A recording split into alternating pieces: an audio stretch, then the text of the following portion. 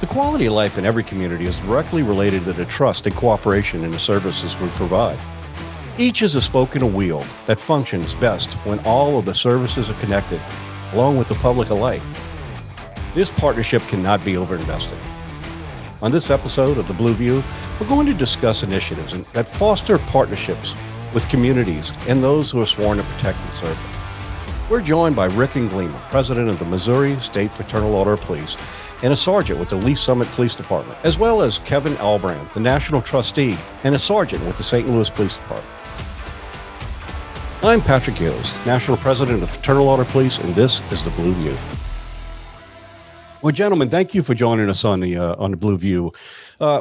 Rick, let's start with you. Tell us a little bit about your background.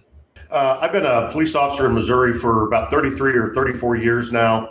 I spent a large portion of my career in undercover narcotics, worked in K-9 for about 10 years, and I have been a patrol sergeant at my current department for approximately 14 years. For FOP-related activity, Kevin and I came on the state board together. I've been in leadership roles throughout most of my career. Kevin and I came on the state board. I was the second vice president for 4 years. I was Kevin's executive vice president for 10, and I've been the state president for about 6 years. And I'm going on, I think, my 20th year as our local lodge president here in the regional area of Kansas City, Missouri. Oh, great, thanks. And Kevin, how about you? Tell us a little bit about your background. Well, I'm in my 39th year of law enforcement, 34 of those years with St. Louis Metropolitan Police Department. I was with St. Louis County Police Department before that. As Rick said, we came on the state board together. I was local lodge president of St. Louis Police Officers Association, was first vice president of the state lodge, 10 years as president, and I now serve as the national trustee for Missouri. Great. Rick, and Kevin, it's been a very strange time for law enforcement over these last 2 years. Law enforcement has been demonized by so many across this country, and it's taken its toll on us. Kevin, let's start with you. What is it like? What's the morale like in the St. Louis Police Department right now? You know, it's extremely tough. We're coming up on the 2-year anniversary of June 1st, the George Floyd riots in St. Louis. That night we had 13 buildings downtown area burned to the ground, hundreds of buildings looted. 4 of our officers were shot as they were standing on a skirmish line. Retired captain murdered as he was responding to a burglar alarm at a business he worked at.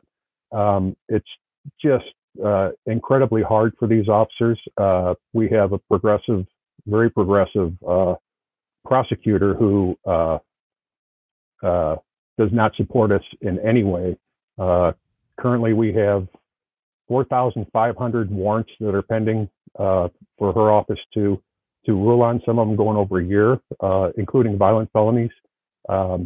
The pay in St. Louis is extremely low, so I commend these officers that go out each and every day. It's just really tough time in St. Louis right now. Yeah, it's unfortunately it's not just St. Louis. It's happening across the country. Rick, it's not just exclusive to that part of the state. It really does stretch across the entire state. What do you see across Missouri? Well, throughout Missouri, I mean, the officers, like every place else in the country, they feel fairly beleaguered. They feel attacked, and in particular in our metropolitan areas with the activist prosecutors and politicians that no matter how they try to package it, their defund the police movement and their rhetoric and message about police officers not only demoralize the officers, but it makes their jobs more dangerous. It's become more acceptable to attack the police, resist the police, come at us with violence. It's throughout a lot of the state of Missouri, we actually have tremendous support from our communities and our local governments. But even with that type of support, in 9 days last month in March, we had 2 incidents in Joplin, Missouri, and Bonne Terre, Missouri, where in 2 separate instances we had 5 officers shot, 3 of which were killed. And that's that's kind of the reality that we live in now, is that people feel more emboldened because of that rhetoric and those messages and the lack of prosecution. Yeah, it's and it's. I'd love to tell you that it's unique only to the state of Missouri, but it's not. What we're seeing across this country in a number of cities, the ones with the highest crime rates, we see a failed experiments trying to do police reform in a way that really doesn't connect with creating quality communities. So what we're seeing is a lack of consequences for actions, and we all know in law enforcement that the majority of violent crime is really committed by a very small percentage of people. But those small percentage of people are given the opportunity to get out of jail with low or no bond. And that revolving door just allows them to continue to offend the very communities that many of the activists insist that they're trying to help. So it really is a challenge. But you know, I guess what I'd really like to talk about is, even before all of this rhetoric started, we all know that in law enforcement, the very powers that we possess are directly related to the trust in our communities. And that trust also has to do with an education component as well. When everyone truly understands what we're doing and why we're doing it, they all become part of the solution to problems. And even before all of this rhetoric, a number of programs throughout the country are happening in communities, every single community, to build that trust and build that relationship, build that partnership. That's truly what it is. And Missouri has quite a few of those. Rick, why don't you talk about some of the programs that you have throughout your state, your lodges are doing to really build that community trust and understanding of the roles that law enforcement officers play in each one of their communities?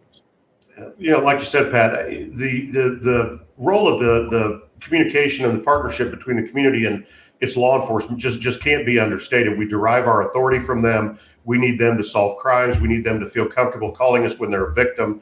And so that's always been obviously the focus for many years, but it seems to be more to the forefront at this point. And the things that we have done throughout the state is, I think most every one of our lodges participates in the Cops and Kids Christmas program, where we find underprivileged children and we take them shopping and provide for them and their families. Many of the lodges, we provide for underprivileged families, not just during the holidays, but when they're in need. We do meetings where we try and meet with the community and open those dialogues.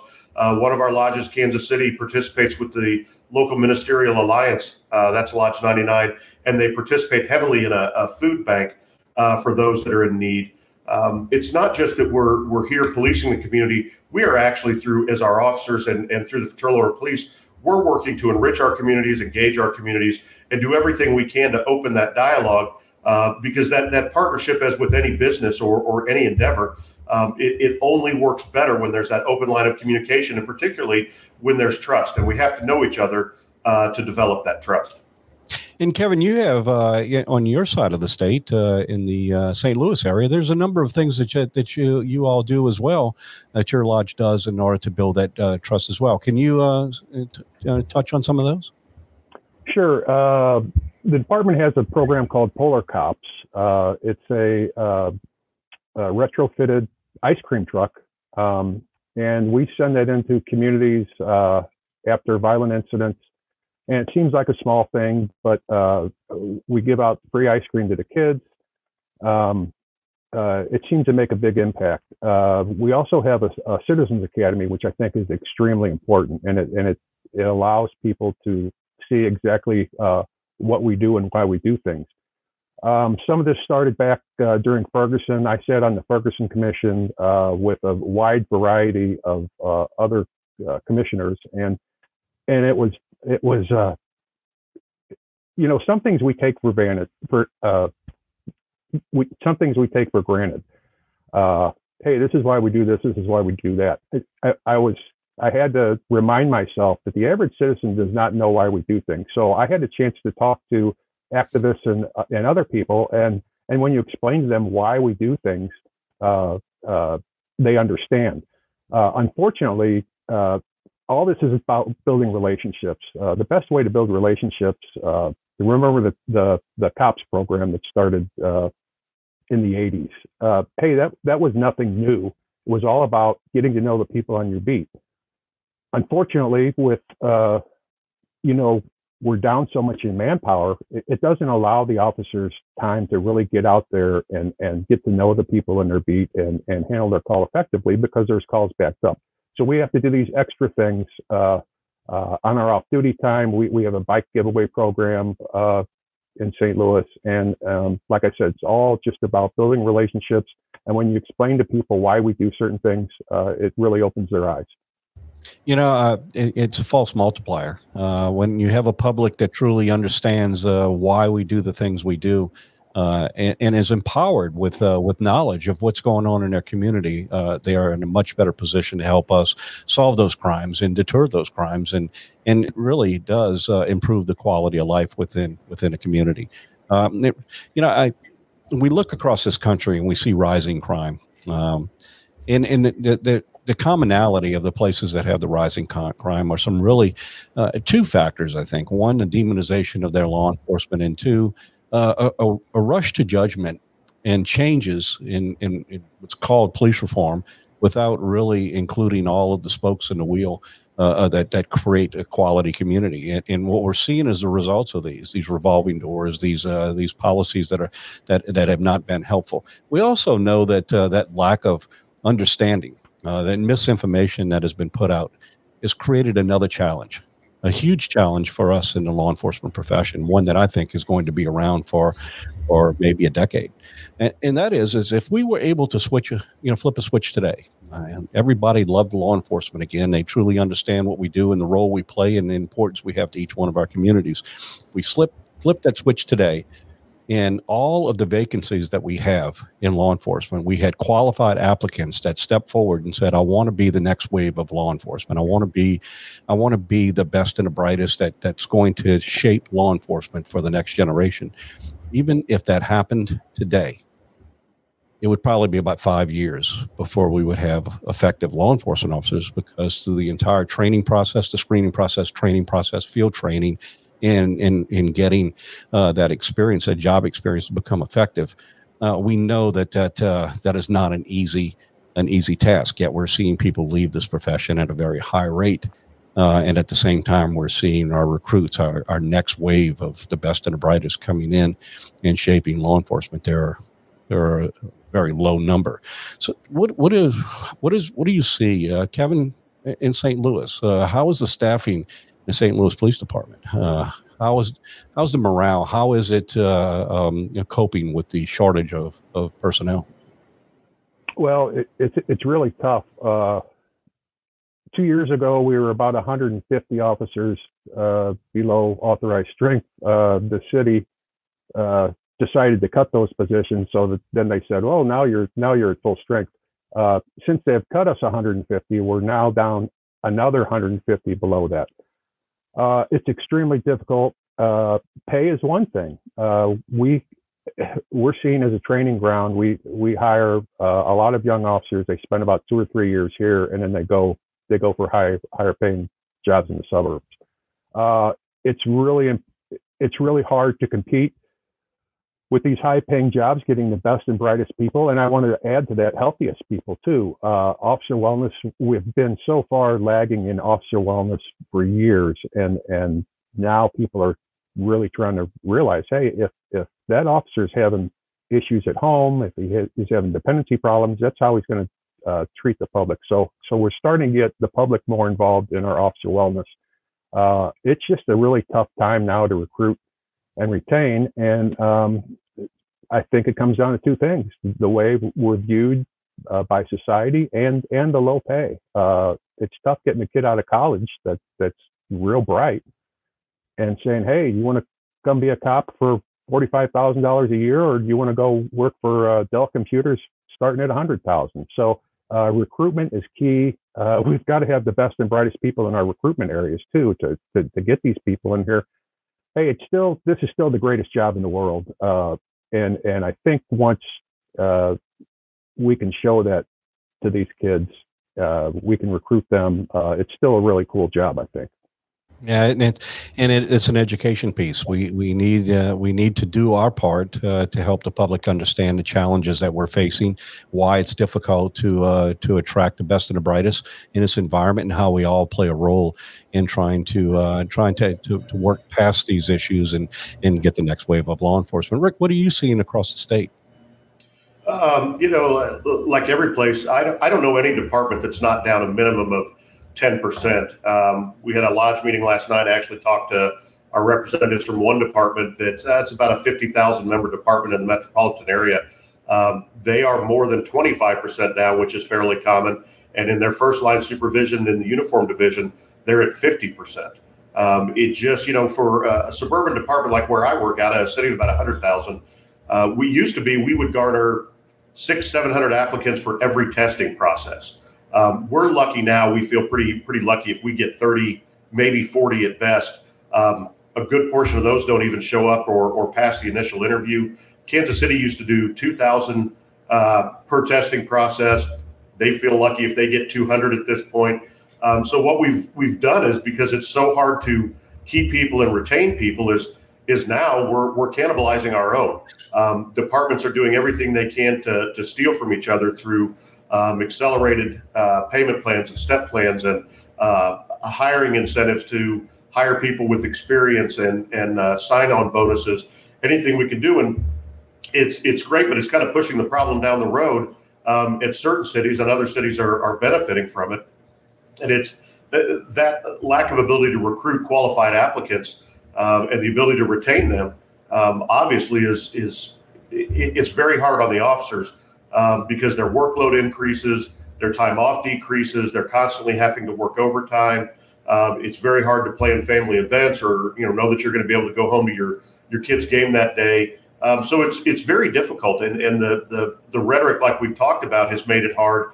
But now the workload has kind of exponentially made it worse because it's not just the job, the dangers, and the rhetoric. It's the work is continually kind of pressing on you even more and more than it did before.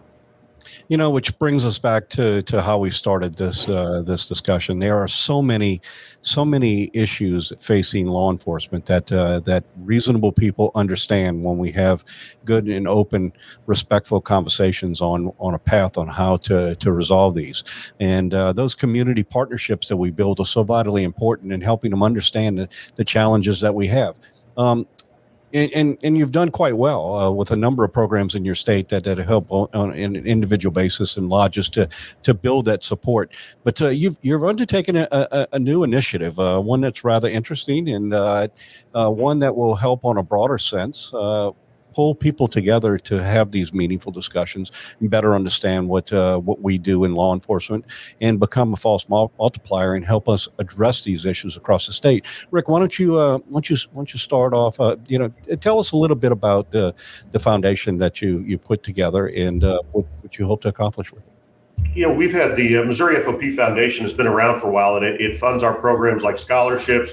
It funds our disaster relief, our community outreach, and those types of things. But it was always, it was nothing more than kind of an attempt at fundraising so we could fund those programs.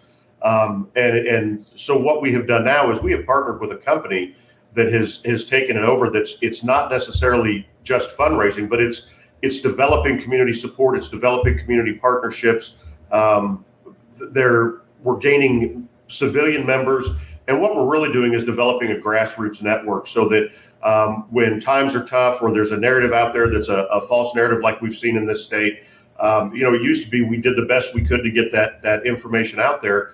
But like any other grassroots organization, you have to have a base of supporters that you can get the message out to, and they can press the message and support you in the communities and support you through social media. And so what we've done is launched this initiative to gain civilian memberships and civilian understanding and increase that partnership by bringing them on board, going to them when we need help, answering questions and helping them when we can. And it really is opening up a lot of doors, not just in fundraising, but we're looking at it more as, again, it's a grassroots campaign. Whenever we need them, when times are tough, when there's legislation that's damaging, when there's defund the police nonsense going on, we want to be able to call on our community, because we've had that dialogue and they've supported us, that we could say, hey, we're in trouble, we need your help. We know that the vast majority of the public supports us and supports us overwhelmingly. We just have to be better at messaging and communicating with them. And that's really what this endeavor is to communicate with the public while also funding our charitable endeavors. And it really seems to be working well. Right. And Kevin, I know speaking with you and Jay Schroeder, your lodge president, this weekend, we talked about all of the initiatives that you have and to build that public trust and how it's beneficial in St. Louis. Can you discuss a little bit of what you see, how this foundation is going to help you market that message and pull more people into the discussion so we can find meaningful solutions to problems?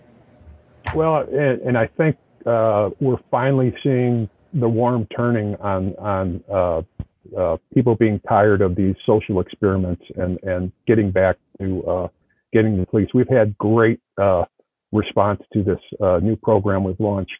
It's MissouriFOP.com is the website for that.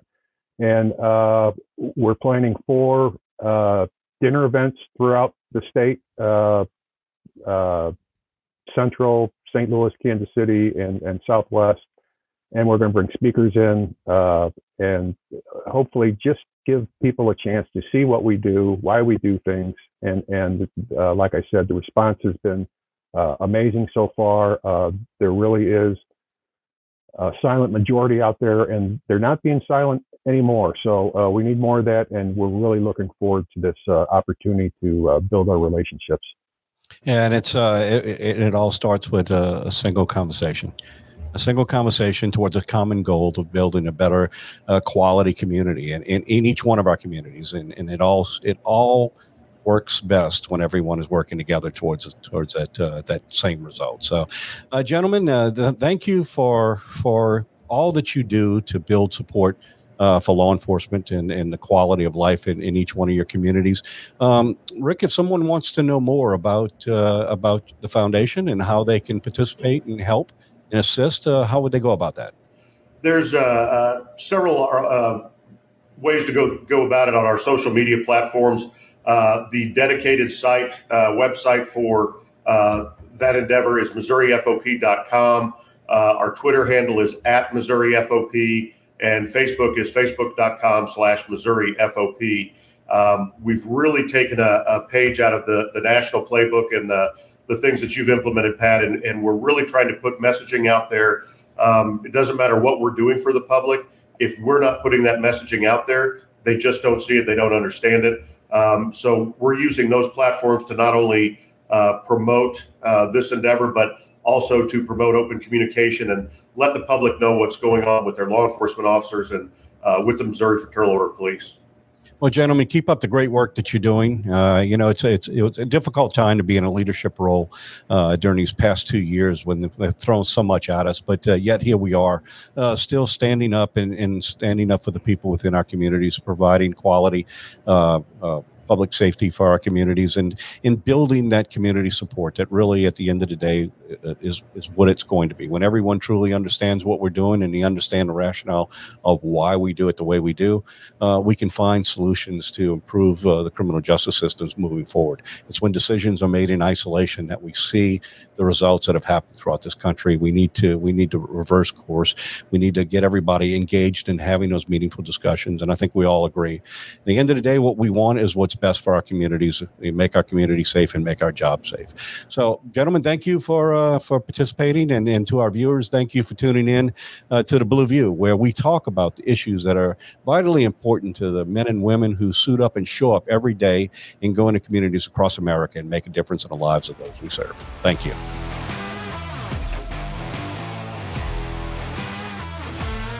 Be sure to subscribe on Apple Podcasts, Spotify, or anywhere else you get your podcasts. To get the latest from the National FOP, make sure to follow us on Twitter and Facebook @GLFOP and on Instagram @FOP National. Thanks again. We'll see you next time.